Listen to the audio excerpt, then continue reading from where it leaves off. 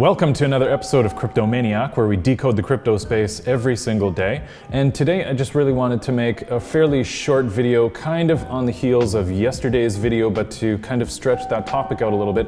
We're still on our weekend waiting for news from China to come out, but in the meantime I kind of really wanted to talk about a few insights that I feel like nobody is actually really talking about, to give this whole thing a little bit of perspective and zoom out so that we can sort of see a little more clearly. And I think that really is going to give us better insight into the future and what we should be doing now to digest the news that we've been getting a little bit more. So jumping into it, today is another red day, just less red. So a few hours ago, Bitcoin, for whatever reason, went up a couple of $100, so we'll talk a little bit about why that might be. Ethereum is trading a little bit sideways, but also had a little bit of a pop because Bitcoin really brings everything up with it. Otherwise, looking down the markets, it's still definitely looking a little bit red, but in terms of how red things can get, all things considered in the crypto space, it's better than expected. So one of the things that I did want to talk about today is the fact that a few YouTubers out there that I've seen with a disproportionately large following are also part of that contingent that really is spreading the FUD, and there is a lot of sensationalism surrounding this whole China debacle right now, and I think that that's probably good for views and clicks and promoting articles and other platforms and things like that, but I just really wanted to frame this whole thing in a bit of perspective, looking back in time here. So this is a chart of Bitcoin just over the last year here. So I'll just scroll down here so that you can see. So this is the run up from late last year heading in towards Christmas. And it's in the $700-800 mark. Suddenly it spikes at $1,133 and has just broken $1,000 for the very first time, okay? So this is early January on the 5th. And then suddenly, it takes a huge tumble down to $765.55, which doesn't maybe sound like a ton, but realistically, that's also a 32-33% decrease from that point. So I mean, imagine what we're talking about right now has been, say, $5,000 Bitcoin down to a $4,000 Bitcoin is a much less significant drop than, for example, this eeny-weeny teeny tiny little blip. Granted, this is not the best chart in the whole world, but relative to what we see that came after that, I thought that it was really interesting to really try to put that in perspective using dips like this that happened in the past. Now, I can't remember exactly what the problem is here. It could have been that things just got overheated. Could have also been that there was another piece of news, but I think that right now will also be reflected on in the same way. What was that thing anyway when we had a bit of a 10-15% dip in the markets? I don't know, maybe there was a piece of news, maybe it was just overheated, I don't know. So I think that that really helps us going into the future as far as how we should be looking at this right now and perhaps what we should be doing. And my argument from yesterday was maybe we shouldn't even really be doing a whole lot in the first place. If I just hang on to my coins, sit tight, and do absolutely nothing, I'll probably be just fine. And going on from that point, of course, then it runs up to $5,000, and now we're just sitting a little bit above 4,100, 42, somewhere in that neighborhood. So I think it's really important to see these things realistically for what they are. And another point that I kind of wanted to bring up was the fact that imagine you were at $1,000 Bitcoin back here in January, going down to whatever it was we said, $765.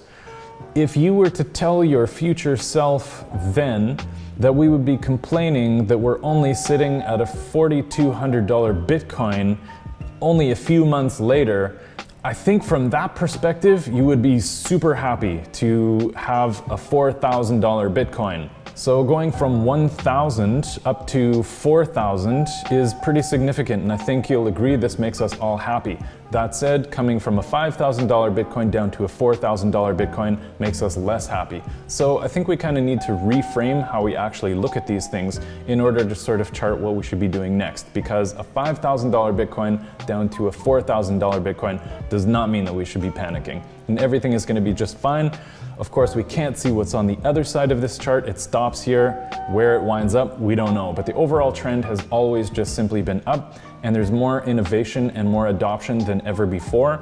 So realistically, as far as the way technology is charging forward, there isn't really much reason why it shouldn't continue to charge up, with or without China, and we'll get into that in a sec.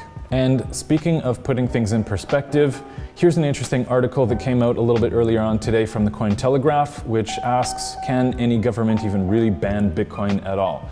So our friend Mr. Burns is there to illustrate that back in 1933, gold was actually outlawed in the States. So this was punishable by a sentence of up to 10 years in prison.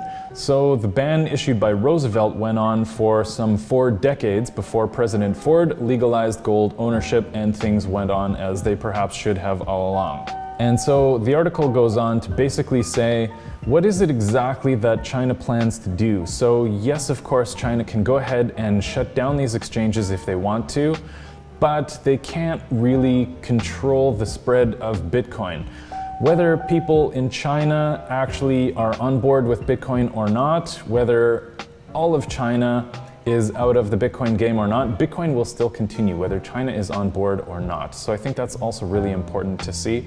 And again, it could be that it causes a little bit of a blip in that chart, but going forward, a year, 2 years, 5 years out, I just can't see it making enough of a significant dent that it's really going to put us in a place where we need to really start to think about reallocating our crypto resources. And just to drive that point home, I remember seeing a bit of a heat map as far as Bitcoin is concerned, so I found this again on coinmap.org. Now, just as a little bit of a disclaimer, I'm not exactly sure how they organize this information. I don't know if this has to do really with adoption, specifically to do with mining. I don't think it does, because this would be wildly inaccurate, or if it has more to do with who holds Bitcoin, who transacts with it, and so on. So I think there are a bunch of different factors around that. However, this heat map of Bitcoin around the world definitely shows that there are a lot of significant Bitcoin positive regions in the world, significantly around Europe, and of course America, spreading out through Central America and South America, and obviously going over to Japan is very Bitcoin friendly at the moment, it seems, going through Asia, of course, and through to Australia.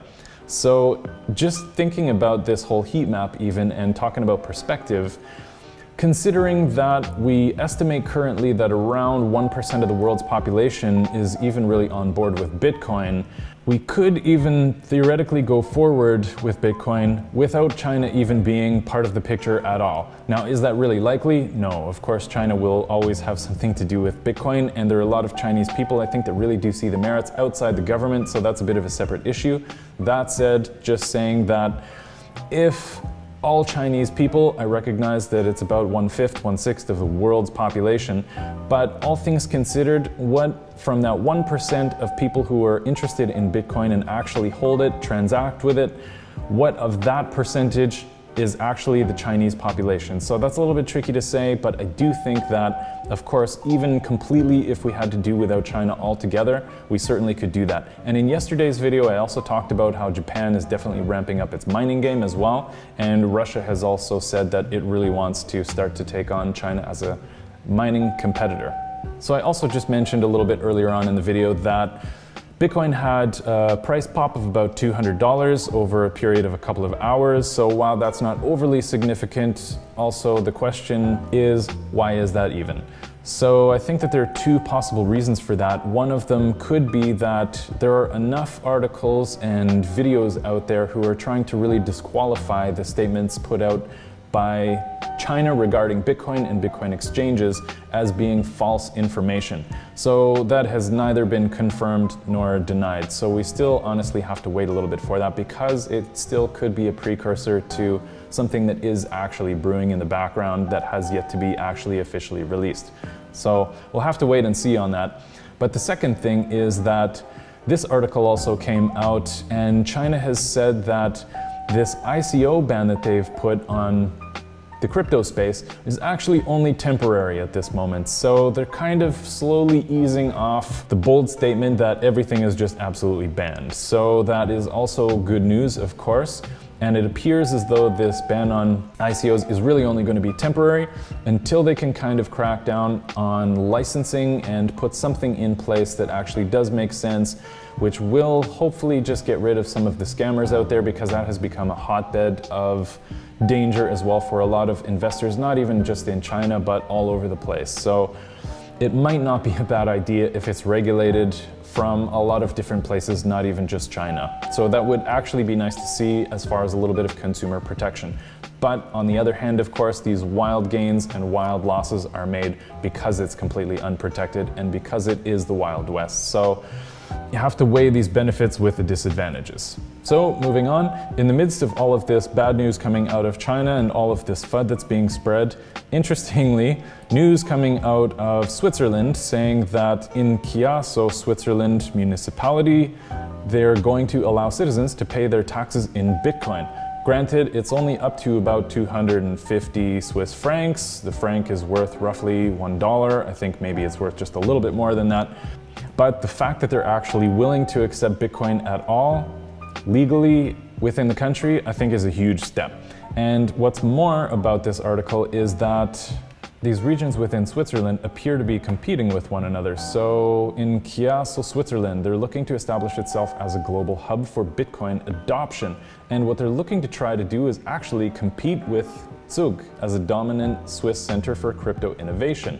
So if that's the case, yes, Switzerland is a much smaller country than China and therefore has much less influence, but I think this is a great advertisement for perhaps greater things to come.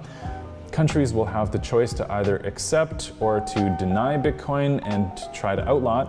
But I think with very progressive, forward-looking countries like Switzerland, also with a really great and strong economy, there's no reason why other countries shouldn't look to a country like Switzerland as a bit of a model. So this is definitely good for all of us. Lastly, regarding the article, of course, the mayor has also met up with a number of cryptocurrency-based businesses in recent months. So I think this is all going this one direction, but I did want to bring it up because it comes at a really strange weekend where we're very, very concerned, and there's so much FUD being spread right now out of China that these stories get a little bit, of course, overshadowed. And speaking of overshadowing, I've said also previously that I think there's so many great things coming out of the Ethereum camp right now, but it's just not making the noise that it should be right now because everybody's attention is geared towards China and ICOs, which obviously does have to do with Ethereum, but also specifically Bitcoin in the spotlight and the future of cryptocurrencies at all. So, interesting to note here, really quick story out of Cointelegraph that Ethereum sets a new throughput record and fees are stable, which is great. And the big news is that's creating so much excitement in the Ethereum community right now is that just yesterday, they processed over 500,000 transactions in less than a 24-hour period. So that is great. And the fees are unchanged, with most transactions being completed for around 70 cents.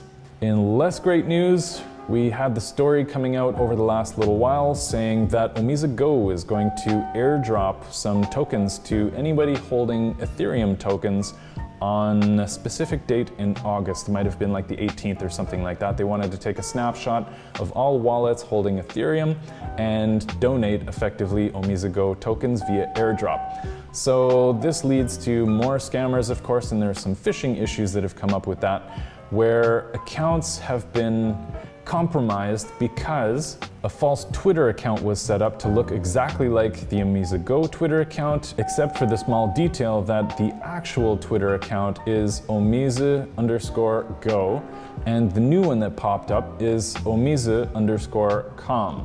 So for people who didn't know that, you would never know because the accounts look exactly the same. But the big tip-off is that no one will ever 100% ask you for your private keys. If they do, it is for sure a scam. No legitimate company, organization, or individual will ever ask you for your private keys. So it's amazing that these people have gotten away with that.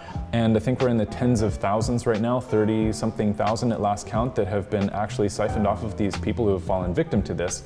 But good rule of thumb, only you hold control of your private keys, nobody else. So that is a big lesson for anyone in the space, particularly if you're new.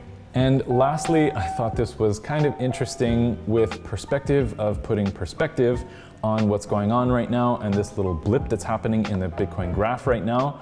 So there's a Swedish guy, this is a bit of a feel-good story, but the Swedish guy has bet his life savings on Bitcoin and his net worth exploded by more than $13,000. So once in a while, stories like this pop up. who knows what the legitimacy of this is? Maybe it happened, maybe it didn't, but I mean, it is absolutely possible, of course. So basically, I don't want to spend a lot of time on it, but it effectively says that this Swedish programmer put his life savings in, he didn't want to disclose the amount, in 2013, and has done absolutely nothing since then. So you can imagine what that might be looking like right now. He says he's not exactly a billionaire yet, but that's in terms of Swedish crowns. So who knows how much he's sitting on, and I think that is really great advice for most people going forward into the future, wondering what they should be doing with all of the news and FUD going around right now. So there are some really savvy investors out there who are really going to put in their stop losses very carefully and manage their money and make money on down markets, but that is not the majority of us. So 90% of investors, guaranteed new investors, are funding the top 10% who are actually making money at it. That money has to come from somewhere, okay? And the term in investing, of course, is actually called dumb money. So it's just one of those things. Until you really understand and learn what you're doing, the best strategy is probably going to be do the research first, make sure that you're in something solid, invest, and then do nothing, and hopefully reap the rewards. So that's it for the day. Hope you all had a nice weekend. Let me know your thoughts about perspective and how you think today is going to be remembered, maybe from some future point when we are either super in the green and we're looking back on this time from perhaps a $10,000 Bitcoin, or do you think we are actually going to wind up in a tailspin going down and we need to pull the plug? So let me know your thoughts in the comments below, of course, and do also let me know what topics you'd like covered in future episodes. I'd love to get some input on that so that we can start building a conversation together. So thanks very much for watching. Please do like, subscribe, and share. Would really help the channel a lot. And I'll see you tomorrow. Take care. Bye-bye.